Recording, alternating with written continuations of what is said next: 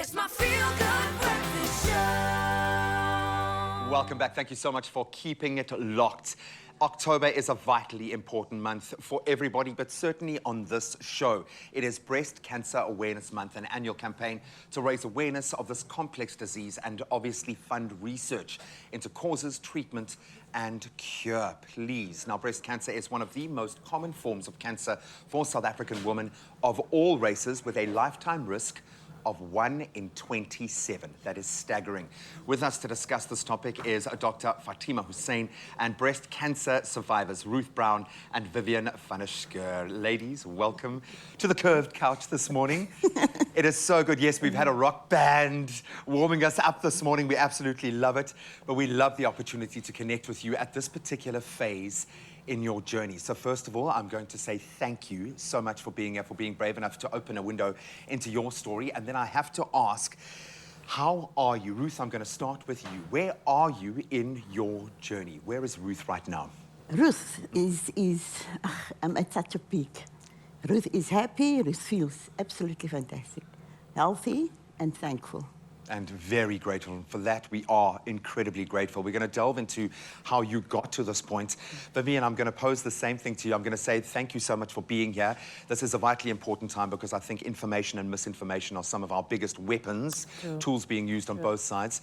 How are you? Where are you in your journey at the moment? Well, at the moment now, I'm enjoying life, taking it day by day and spreading the awareness and letting more ladies start joining and, you know, being open about the topic, because it was always something that was dormant. Yeah.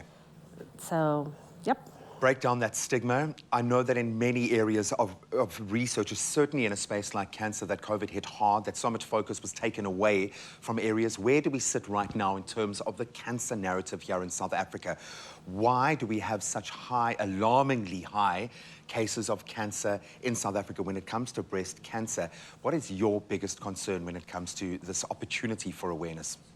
I think the first thing and the most important thing is to take away the stigma that's associated with breast cancer. It's not something that anybody asks for. It's not a disease that you've done something to get it. So it's not a show of weakness. No, it's not a show of weakness. And but I think it is something that women don't want to acknowledge. Oh, in men as well, especially men.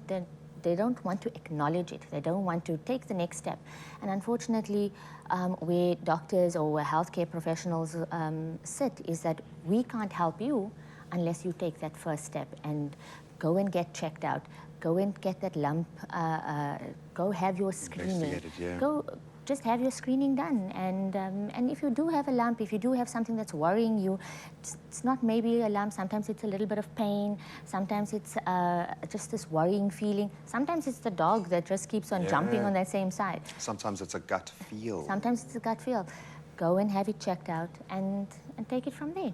We know that in this space, from all of the experts that I've been lucky enough to work with, that early detection is probably the most powerful tool that we have at the moment. The why of it, I would imagine, is something that we grapple with, and I'm going to ask you guys about that now. But why does breast cancer occur? What is actually happening physiologically within the body that leads to breast cancer? Is it all hereditary? Are there other factors involved? There are a lot of other factors, and I like it to break it down for my patients into the things that are avoidable and the things that are just not avoidable, what would have happened to anybody else.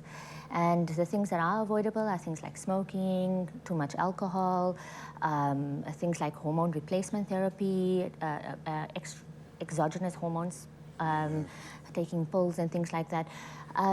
Those are things that you can avoid. Or if you have to take them, I know in a lot of women's circumstances, they have to take hormone replacement therapy because their quality of life is just majorly impacted by menopause. So in that scenario, if you're taking something, just know what the risk factors are and seek, have your screening done regularly. Educated space, yeah. Exactly. For the most part, it's unavoidable. There's the genetic factors, the familial risk factors, previous radiation. The environment that we live in is very different to what they lived in before. So we don't have a lot of exercise.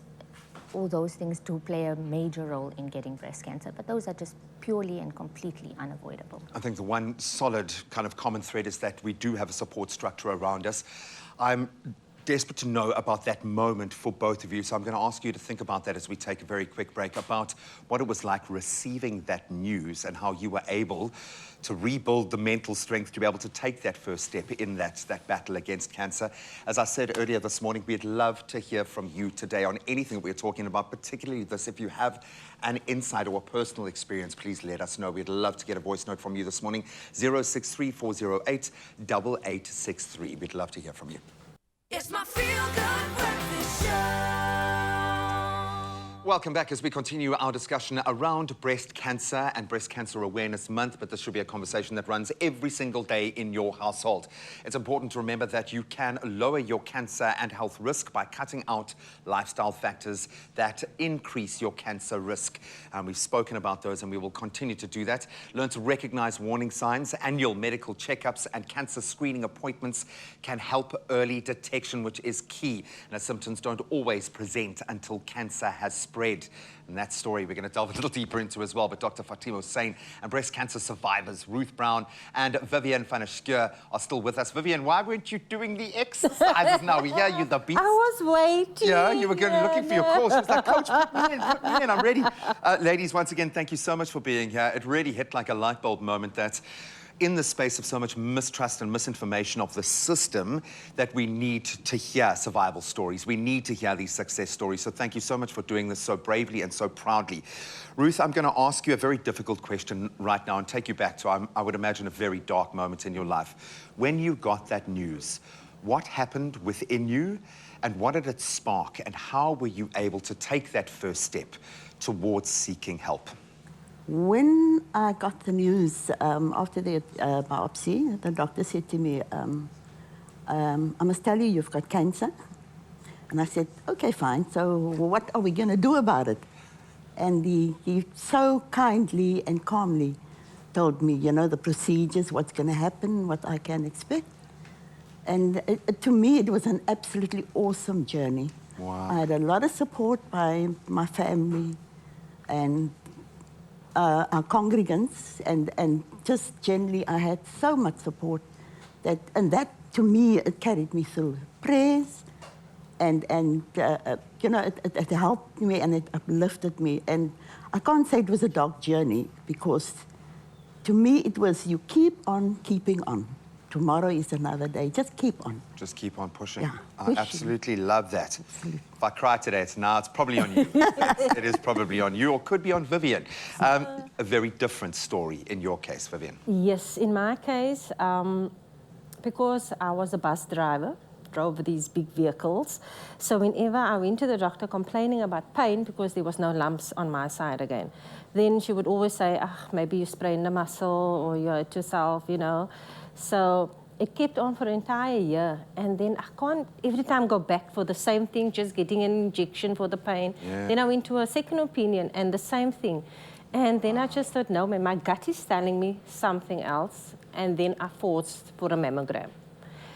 And doing that, and they showed me that I've got 2 lumps. And then still I was like, okay, because my previous doctor said it could be a blocked duct, you know, Yes, it's not swollen cancer. gland, yeah, Yes.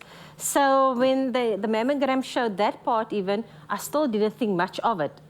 And it's only after they did the biopsy. And that's when I got now the news that it is cancer, invasive. And I'm like, okay, but I was still, you know, okay, it's another thing thrown at me. Yeah. So You're still the same, exactly the same person. yeah, Nothing else has nothing changed. has changed. So when they gave me my options, and then I said, I know what's the best option, because I don't want to go through treatment, and then at the end it still leads to the loss. Yeah. So the mastectomy, and I said to the doctors, go for it. But then it happened in lockdown.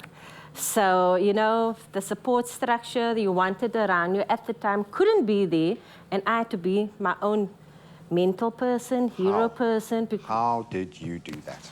Where did you find the strength? Man, I found the strength with my kids, you know, thinking about them, knowing that they are worrying, and I don't want them to worry. And especially I've got 3 girls, and this could carry on to them, because sometimes they say it's also genetic, it carries across. Now they've been empowered. They've been empowered to see what they need to do. What they 1 in need. 27 women are going to face this Exactly. journey. It's not a case of it might just happen to me. It's probably going to be a concern, so learn how to deal with it and empower yourself. What are your daughters' names? Shanice, Nadine, and Kaylee. We love you girls. Thank you so much. Absolutely beautiful.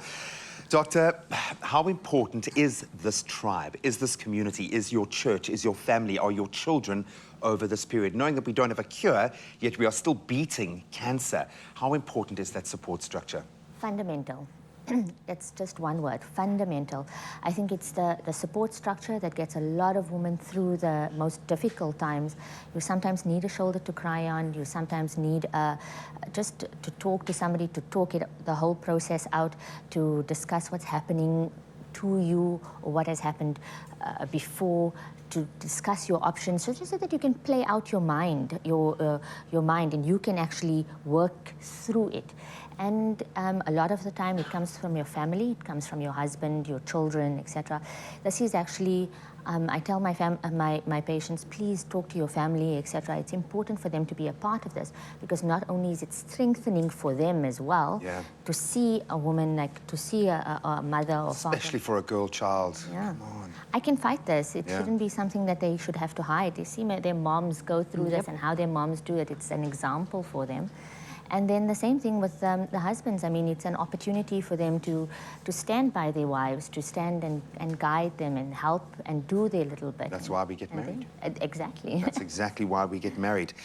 We have living examples of how this fight can be won. It does require a support structure and a very strong mind, but there is a family around you. There are people willing to help you and ready to help you, and structures to help you get there. And we're going to talk about the Ditto Project in just a moment, so stick around for that. It's my feel-good breakfast show. Welcome back as we continue our discussion. Dr. Fatima Hussein and breast cancer survivors Ruth Brown and Vivian van der Scheur are still with us as we wrap up a discussion on Breast Cancer Awareness Month.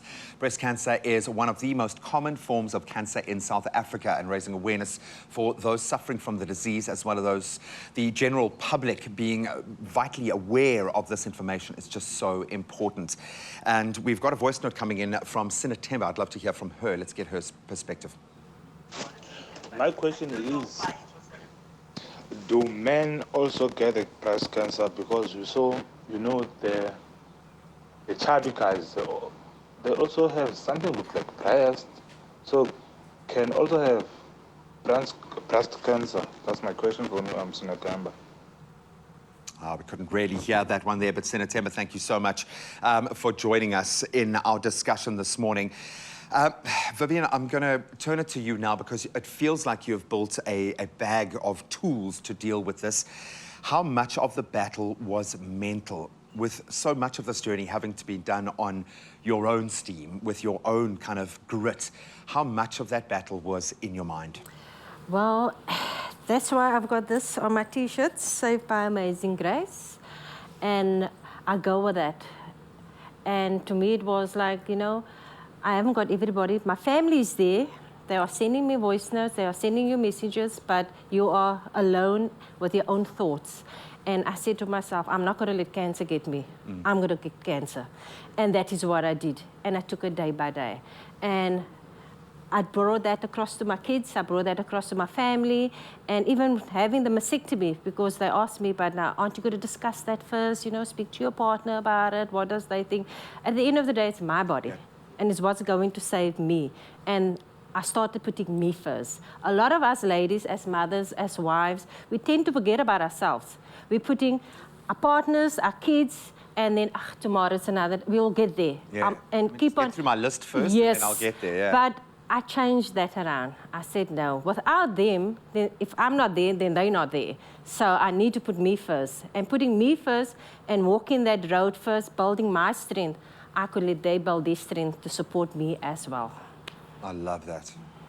Yo, you're going to have to write a book, I think, after this. Sinatemba, I've now gotten a full breakdown of what Sinatemba was asking. And he was asking if men can get breast cancer, and especially overweight men, if they are more vulnerable. So obesity, first of all, I'm going to address the obesity question. And obesity is a risk factor for developing many types of cancer, including breast cancer. So yes, it will increase your risk of developing breast cancer, I would say.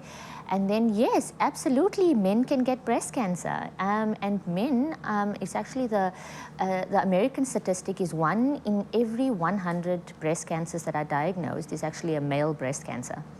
That's American statistics. I mean, we don't have South African statistics in the same matter. Yeah. However, the problem with men is that first of all, they don't go for screening. There's I suppose they think screening doesn't apply to them. There's no model for it, yeah. No, there's no model for it.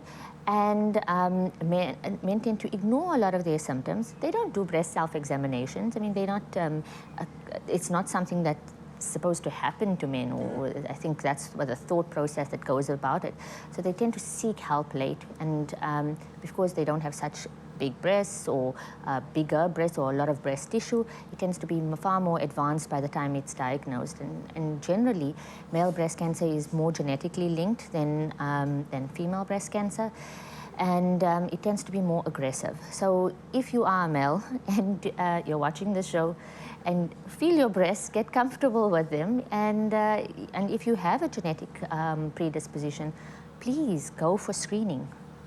Ruth, I'm going to close out very quickly with you. If I can ask you, having gone through this journey, if you had to be able to speak to yourself when that news broke and this mountain was laid before you, what would you say to Ruth then? What would you say to a woman who is about to embark on the same journey? I would say accept what's happening, address it, and be positive about what's happening in your body.